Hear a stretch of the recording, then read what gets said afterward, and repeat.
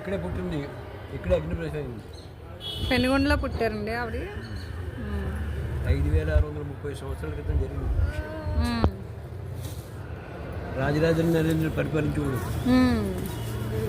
ఆయన అమ్మవారిని చేసుకుంటాను, అమ్మవారిని పెళ్లి చేసుకుంటా అన్నాడు రాజుగారు. ఈవిడ ఒప్పుకోలేదు, ఈవిడ ఒప్పుకోలేదు. అప్పుడేమో ఇదంతా రాజుగారు పరిపాలించేవాడు అప్పుడు పూర్వకాలంలో. మాసమ్మ తండ్రి పరిపాలన చూసుకున్నాడు ఇక్కడ.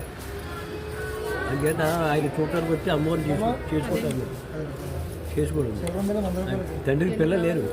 పుత్రకామేశ్వరికి వెళ్తే అందులో పుట్టిందనమాట పాయసం తాగితే అమ్మవారు అబ్బాయి పుట్టాడు.